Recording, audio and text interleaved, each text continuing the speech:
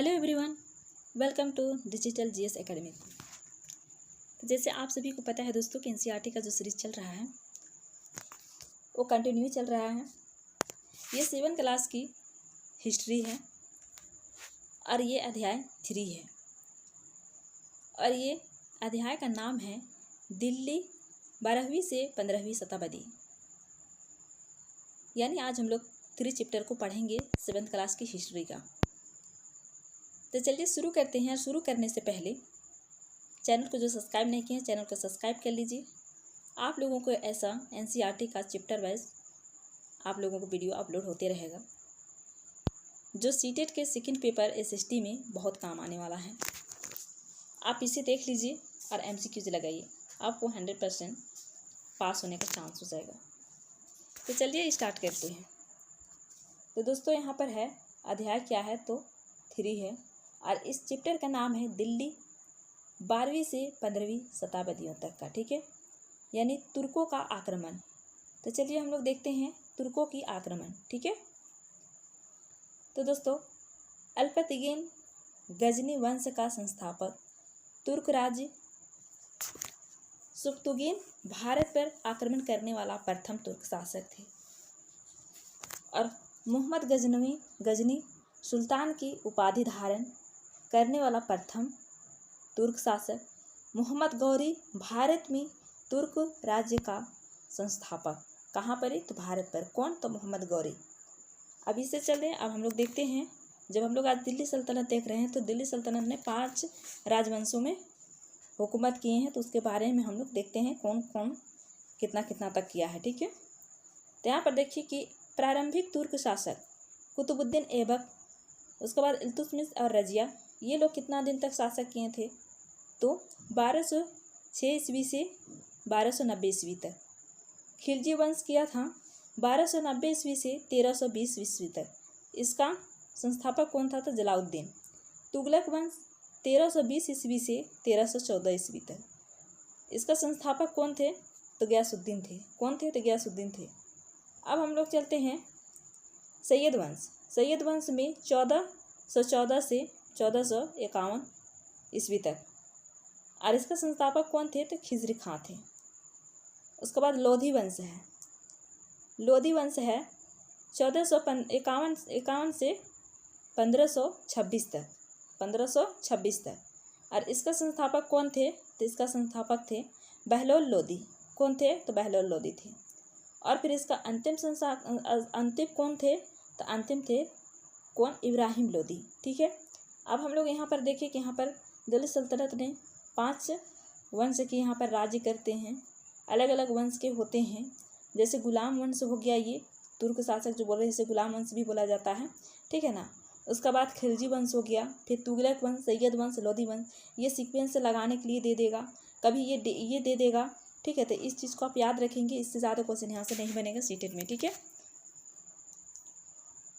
Next है 13वीं सदी के आरंभ में दिल्ली सल्तनत की स्थापना हुई और इसके साथ दिल्ली एक ऐसी राजधानी में तब बदल गई जिसका नियंत्रण इस उपमहाद्वीप की बहुत बड़े क्षेत्र पर फैला था। नेक्स्ट है दिल्ली के सुल्तानों के बारे में जानकारी कैसे मिलता है। तो चलिए हम लोग देखते हैं दिल्ली के सुल्तानों के बारे में कैसे जानकारियाँ मिलता है। अभिलेख, सिक्कों और स्थापत्य भवन निर्माण कला के माध्यम से काफ़ी सूचना मिलती है, मगर और भी महत्वपूर्ण वे इतिहास, यहाँ पर इतिहास होगा। ठीक है ना, यहाँ पर माँ लिखा गया है। ठीक है, तो ये इतिहास होगा। तारीख मतलब एक वचन हुआ और त्वारिख के मतलब बहुवचन हुआ। ठीक है जो सुल्तानों के शासनकाल में प्रशासन की भाषा फारसी में लिखे गए थे। और ये भी बनेगा क्वेश्चन कि जब दिल्ली सल्तनत थे उस वक्त का भाषा क्या था तो ये फारसी हो जाएगा। ठीक है, तवारीख के लिखित सचिव प्रशासन संबंधी सलाह भी देते थे। वह न्याय संगत शासन के महत्व पर बल देते थे। बल देते थे। ठीक है, सैनिक को वेतन दिया जाता था। क्या किया जाता था, सैनिक को वेतन दिया जाता था और किसान भी राजस्व तभी चुकाते जब वह खुशहाल और संपन्न हो। मतलब वो खुशहाल और संपन्न होते थे तभी वो क्या करते थे, तो वो राजस्व चुकाते थे। नेक्स्ट है जन्मसिद्ध अधिकार। जन्म के आधार पर विशेष अधिकार का दावा, उदाहरण के लिए लोग मानते थे कि कुलीन व्यक्तियों को कुछ खास परिवारों में जन्म लेने के कारण शासन करने का अधिकार विरासत में मिलता है। मिनहाज सिराज ईश्वर ने जो आदर्श समाज व व्यवस्था बनाई है उसके अनुसार महिलाओं को पुरुषों के अधीन होना चाहिए। ये किसने कहा है, तो ये मिनहाज सिराज ने कहा है। क्या कहा है कि ईश्वर ने जो आदर्श और समाज और व्यवस्था बनाई है उसके अनुसार महिलाओं को पुरुष के अधीन होना चाहिए। ये किसने कहा, तो ये मिनहाज सिराज ने कहा था। ठीक है, अब हम लोग आगे चलते हैं। दिल्ली सल्तनत का विस्तार। अब इसका कहाँ से कहाँ तक इसका विस्तार था उसे हम लोग देख लेते हैं। ठीक है ना। तो 13वीं शताब्दी के आरंभिक वर्षों में दिल्ली के सुल्तान का शासक रक्षक सैनिकों की टुकड़ियों के निवास के लिए बने मजबूत के किलेबंद शहरों से परे शायद ही कभी फैला हो। मतलब शहर के अंदर ही रहता था लेकिन अगर उससे दूर कभी ऐसा शायद कभी फैला हो। शहरों से संबंधित लेकिन उनसे दूर भीतरी और परिवेशों पर उनका नियंत्रण ना के बराबर था और इसीलिए उन्हें आवश्यक सामग्री रसद आदि के लिए व्यापार का कर या लूटमार पर ही निर्भर रहना पड़ता था। ठीक है। नेक्स्ट है कि दूसरा विरासत सल्तनत की बाहरी सीमा पर हुआ। 12वीं सदी के आखिरी दशक में बने तो कौतुल इस्लाम मस्जिद तथा उसकी मीनार, यह जामा मस्जिद दिल्ली के सुल्तानों द्वारा बनाए गए सबसे पहले दिल्ली के सुल्तानों द्वारा बनाए गए शहर में स्थित है। क्या है, तो शहर में स्थित है और इसीलिए इस शहर को दहली ए कुहाना यानी पुराना शहर रखा गया। इस मस्जिद का विस्तार किसने करवाया, तो इल्तुतमिश और अलादीन खिलजी ने किया था और कुतुब मीनार 3 सुल्तानों ने किया था। कितने सुल्तानों ने, तो 3 सुल्तानों ने किया था। तो चलिए हम लोग देखते हैं कौन कौन से किए थे। कुतुब मीनार कुतुबुद्दीन ऐबक इसका नींव डाले थे। उसके बाद इल्तुतमिश और फिर फिरोज शाह तुगलक द्वारा बनवाई गई थी। ठीक है, इसको याद रखेंगे। नेक्स्ट है मस्जिद। यह अरबी का शब्द है जिसका शाब्दिक अर्थ ऐसा स्थान जहां मुसलमान अल्लाह की आराधना में सजदा या घुटने और माथे टेक कर सकते हैं। जामा मस्जिद या मस्जिद जमी का वह मस्जिद होती है जहां अनेक मुसलमान एकत्रित होकर साथ साथ नमाज पढ़ते हैं और नमाज की रस्म के लिए एक विद्वान पुरुष को इमाम या नेता के रूप में चुना जाता है। जैसे इमाम है तो ये इमाम है और इसके पीछे बहुत सारे लोग क्या करते हैं, तो नमाज पढ़ते हैं के रूप में चुना जाता है। नेक्स्ट है इमाम शुक्रवार की नमाज के दौरान धर्मोपदेश या खुतबा इसे बोला जाता है भी देता है और नमाज के दौरान मुसलमान मक्का की तरफ मुंह करके खड़े होते हैं और मक्का की ओर की दिशा को क्या कहते हैं, तो किबला कहा जाता है। जैसे कि हिंदुस्तान में मक्का किस साइड में है, तो ये पश्चिम में है, तो मक्का पश्चिम तरफ करके नमाज पढ़ते हैं हमारे हिंदुस्तान में। ठीक है। नेक्स्ट है खिलजी और तुगलक वंश। दिल्ली सल्तनत जैसे विशाल साम्राज्य के समेकन के लिए विश्वसनीय सूबेदारों तथा प्रशंसकों की ज़रूरत थी।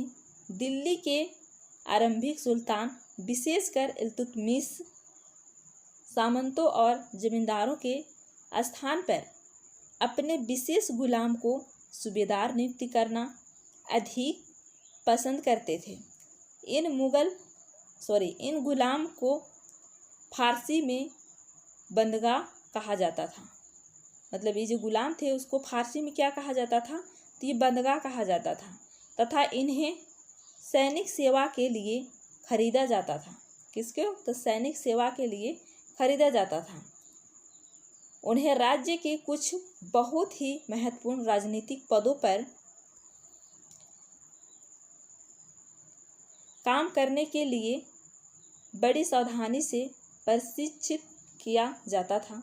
वे चूंकि पूरी तरह अपने मालिक पर निर्भर होते थे। क्या होते थे? मालिक पर निर्भर होते थे। इसीलिए सुल्तान भी विश्वास करके उन पर निर्भर हो सकते थे। क्या करते थे? तो निर्भर हो सकते थे। ठीक है। नेक्स्ट है, सैन्य नायकों को भिन्न भिन्न आकार के इलाकों के सूबेदार के रूप में नियुक्त किया। ये इलाके एकता कहलाते थे। क्या कहलाते थे? तो एकता कहलाते थे। और इन्हें संभालने वाले अधिकारी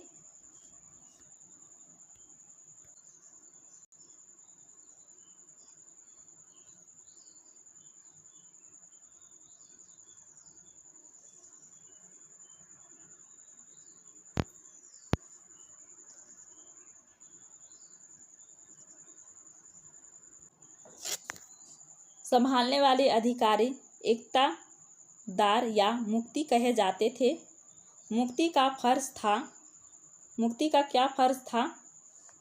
तो सैनिक अभियानों का नेतृत्व करना और अपने इक्तों में कानून और व्यवस्था बनाए रखना। अपने सैनिक सेवाओं के बदले में उसे वेतन दिया जाता था। वेतन के रूप में मुक्ति अपने इलाकों से स्वराज की वसूली किया करते थे और स्वराज के रूप में मिली रकम को कर ही वे सैनिकों को भी क्या होता था? तनख्वाह के रूप में मिलता था। ठीक है। चलिए अब हम लोग आगे चलते हैं। यहाँ पर क्या है? तो उस समय में, ठीक है, उस समय 3 तरह का कर था। 3 तरह का क्या था? तो कर था। यहाँ पर नहीं हो गए। 3 तरह का कर थे। पहला थे कृषि पर, जिसे खराज कहा जाता था, और किसान का है तो ये किसान है। किसान की उपज का लगभग 50% होता था। दूसरा कर है मवेशियों पर और तीसरा कर है घरों पर। यानी 3 तरह की कर उस समय लिया जाता था। और एक था कृषि का, और वो भी कितना था? तो 50% था। मवेशियों का था और घरों का था। ठीक है। तो चलिए अब हम लोग आगे चलते हैं। आगे क्या है? तो अफ्रीकी देश मोरक्को से 14वीं सदी में भारत आए यात्री इब्न बतूता ने बतलाया है कि